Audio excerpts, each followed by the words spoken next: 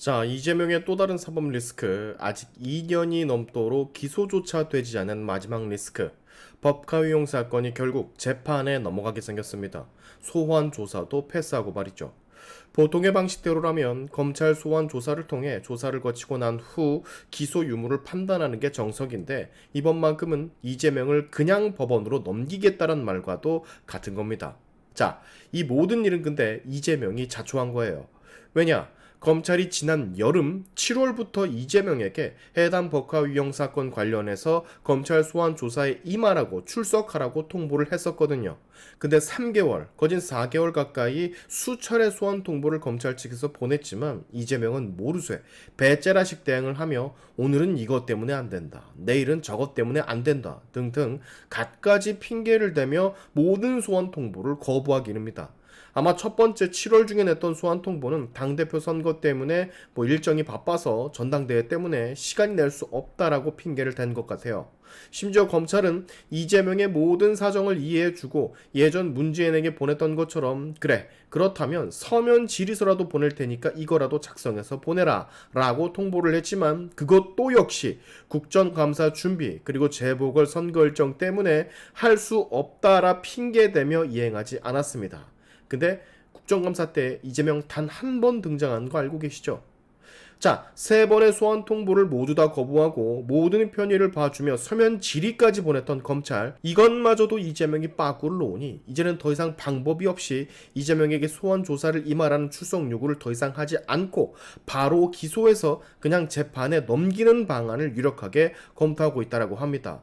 말을 들어 처먹을 생각을 하지를 않으니 법 따위는 그냥 우습게 알며 모든 법적 절차를 거부하고 배째라를 시전하고 있으니 검찰이 이런 지침을 내린다라고 해서 뭐라고 할 말이 없겠죠. 보통 사람이라면.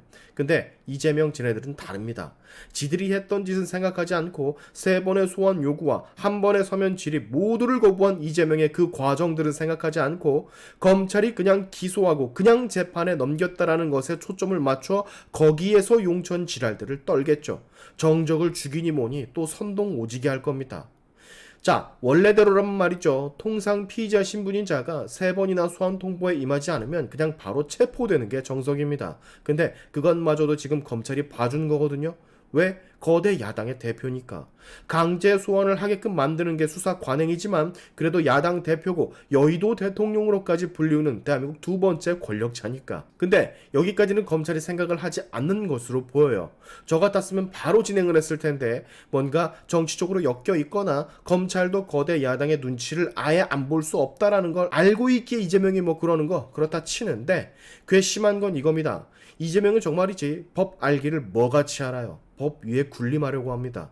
당 대표로 하면 권력을 가진 자라고 하면 본인 정도의 권력을 가진 자면 요 정도 법은 무시해도 된다라고 생각을 하는 건지, 아니면 다른 사법 리스크들, 예를 들어 더 중대한 대북송금 같은 경우가 있기에 그것에 더 집중을 해야 되기에 이 정도는 그냥 답조차 하지 않고 쳐다보지조차 않는 건지. 제가 알기로는 이거 대북송금권 다루는 수원지검에서 법과 관련 소환 통보한 것으로 알고 있거든요. 대체 무슨 깡인지 아니면 지들만의 무슨 나라를 뒤집어 놓을 계획이 있는 건지 궁금하지 않을 수가 없습니다. 이거 우리 일반 국민들이라면 상상도 못할 일이에요. 일반 국민이면 소환 통보 한 번에 그냥 바로 출동하지 않습니까? 근데 여기는 이 민주당이라는 집단은 무법천지 그 자체입니다. 생각해보니까 돈봉투 소환 통보에 응하지 않은 의원들도 있지 않습니까? 진짜 법 알기를 뭐같이 한다니까.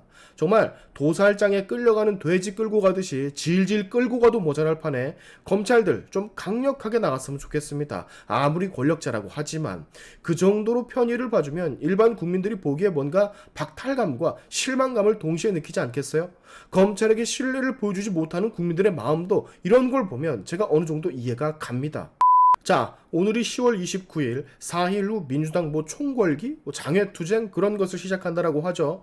이재명 1심 판결이 나오기 전에 바깥에서부터 반윤석열 정권 분위기를 잡고 시작하겠다는 심보인 것 같은데 그거 아시죠?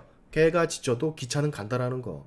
얄팍한 개 수작질로 국민들 선동해서 어떻게든 본인 사법 리스크 피해가려고 여기서 저기서 덕지덕지 가준 수를 갖다가 붙이는 것 같은 모양새인데 그렇게 해도 기차는 간다고. 여러분은 지금 거대 야당 대표라는 사람이 국가의 사법 질서를 무너뜨리고 법치를 훼손하는 것을 직접 목격하고 있는 겁니다. 법 알기를 개 잡같이 하는 사람이 무슨 대통령이 되겠다고, 그리고 이런 사람을 무슨 대통령을 시키겠다고 장외투쟁을 한다라고 하는 건지, 정상적인 뇌를 가진 인간들이 아니라고 할 수가 있겠죠.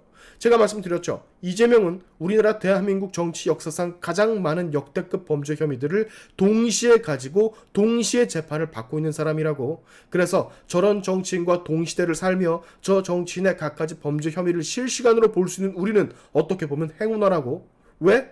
저 각종 범죄에 찌든 이재명이 아무리 발버둥 쳐봐야 결론은 엄중한 사법 심판, 손에 수갑 차고 인테리어 쇠창살로 된 국립호텔에서 밥에 콩 얹어 먹는 그런 결과가 반드시 나오게 될 거라고. 그렇게 제가 말씀드렸잖아.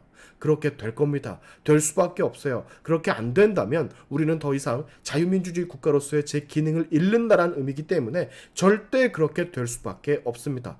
너무 큰 권력자이기 때문에 그 과정, 시간이 긴 것뿐이지 결과는 처참할 거예요. 저는 이재명의 이런 검찰 소환 불응, 서면 질의 거부 같은 이 행동들 자체가 본인은 숨길 게 많은 주인이라는 걸 스스로 인정하는 꼴이라고 봅니다. 아마 여러분들도 똑같은 생각이실 거예요.